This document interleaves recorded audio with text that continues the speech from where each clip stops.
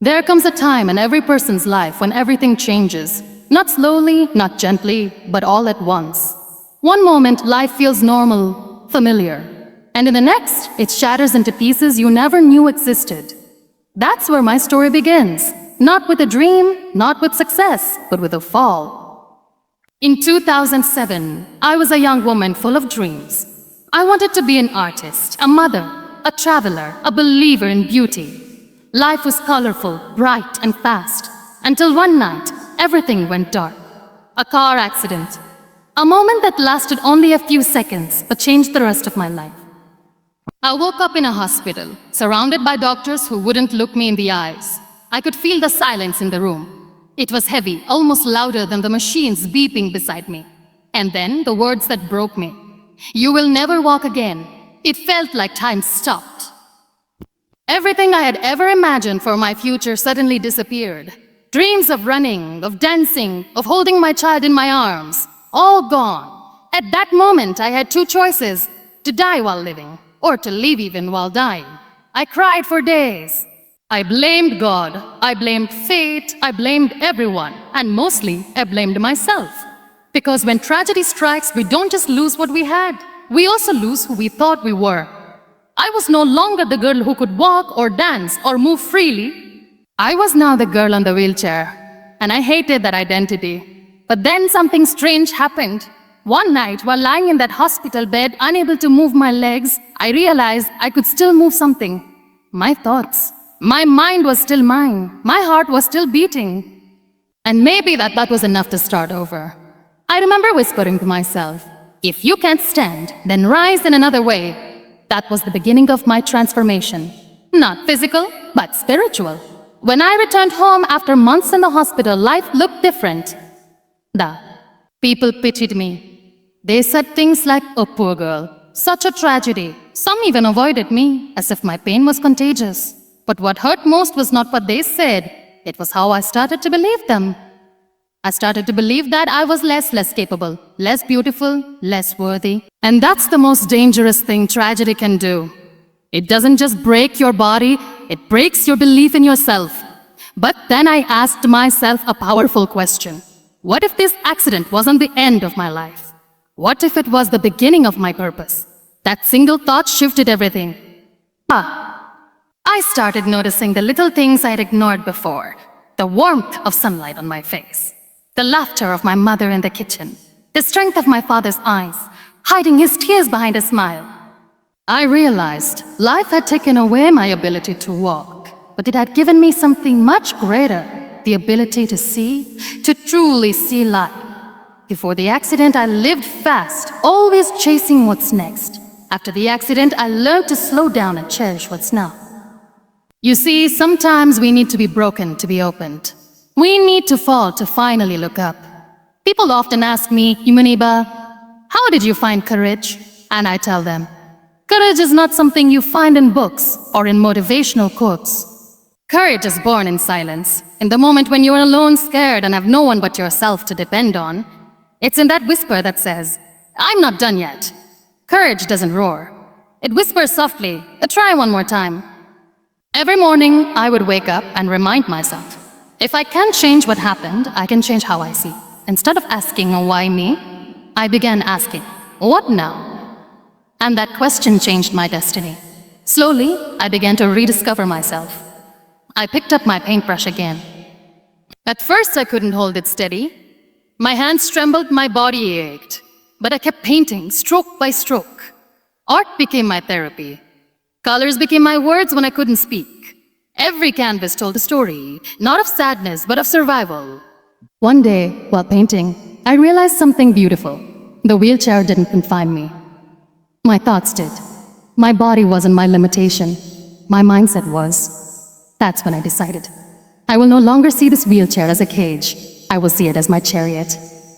Because it carries me through life with strength and grace. Soon, opportunities started coming, not because I searched for them, but because I finally stopped hiding my pain, started sharing my story, on small stages in schools and later, around the world. And every time I spoke, people cried, not because my story was sad, but because it reminded them of their own untold pain. That's when I understood something powerful.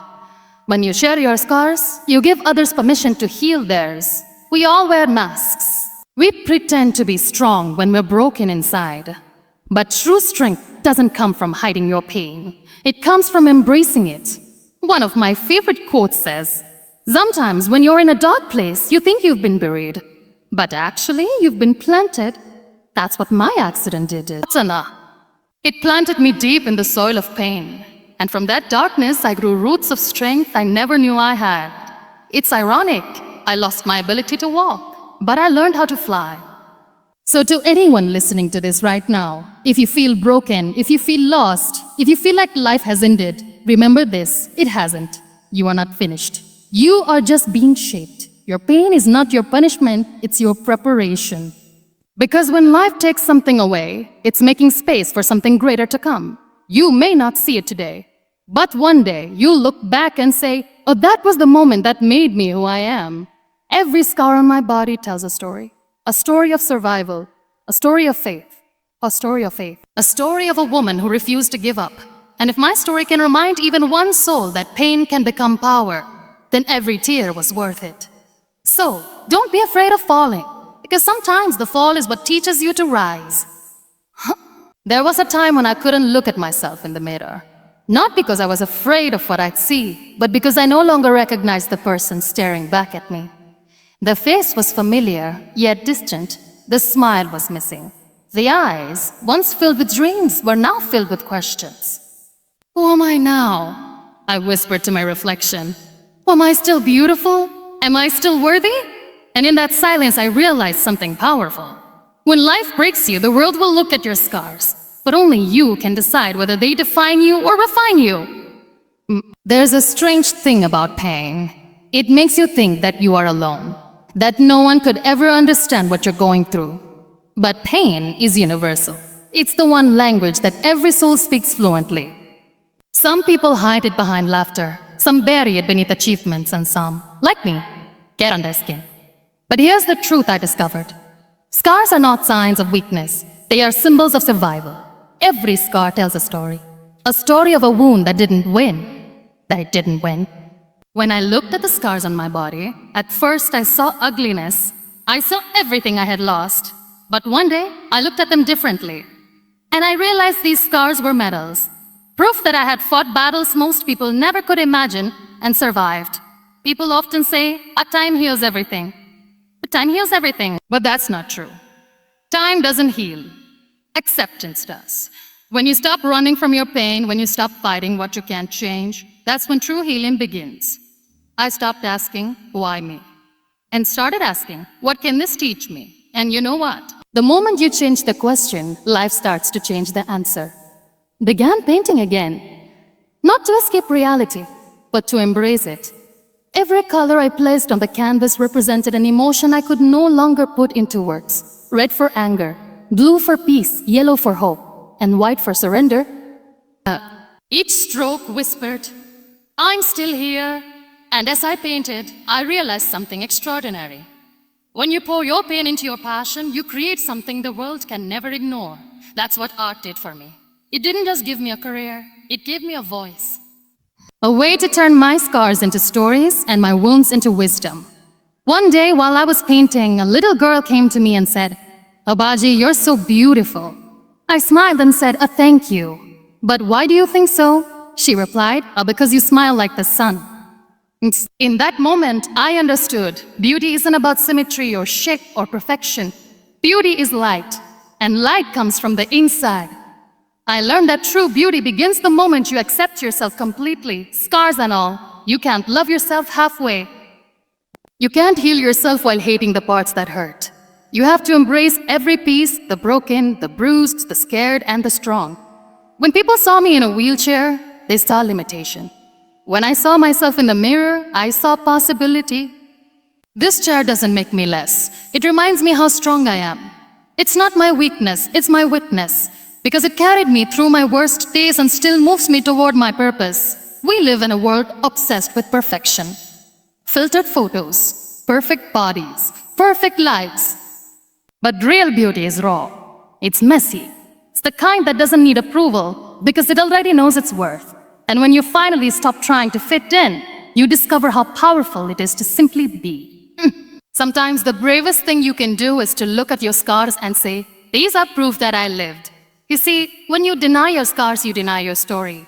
And when you deny your story, you deny your growth. So don't cover them. Don't cover them.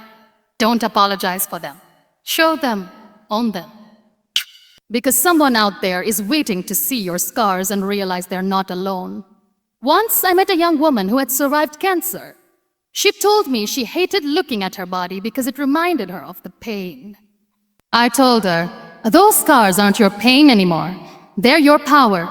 She started crying and said, and no one ever told me that before.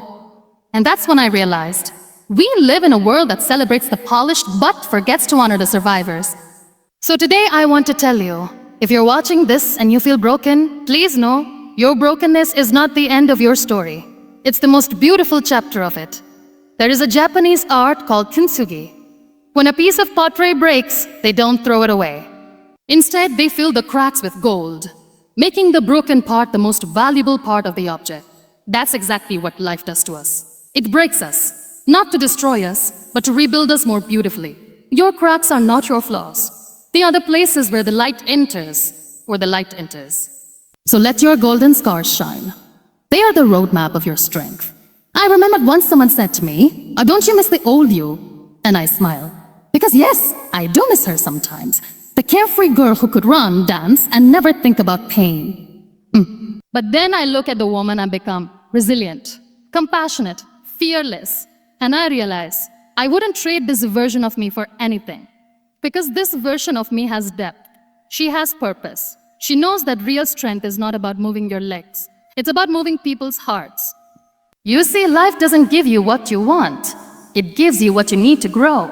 Sometimes, it strips away everything you thought you needed, so you can find what really matters. And when that happens, you begin to see that even pain has purpose. Every heartbreak, every failure, every scar, it's shaping you into the person you were always meant to be. Musical notes, soft emotional background builds. So, to you, the one watching this, hiding your pain behind a brave face, please listen carefully. You are not damaged. You are not broken beyond repair. You are not your mistakes. You are a masterpiece in progress. You are a living testimony of resilience. You are proof that light can still shine after darkness. And when you finally stop wishing for the life you lost, you open your eyes to the beauty of the life you still have. One day, you will look back at the chapters that once made you cry, and you'll smile. Not because they were easy, but because they made you stronger. You will realize that your scars are not your shame, they are your strength. And when you stand before the mirror again, you will finally recognize yourself. Not the person you used to be, but the warrior you've become. Maybe life didn't turn out the way you planned, but that doesn't mean it stopped being beautiful.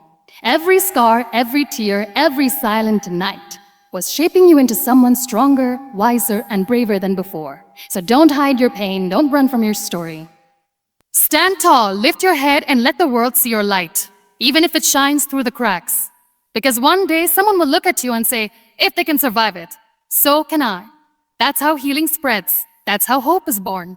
And that's how you ignite your purpose.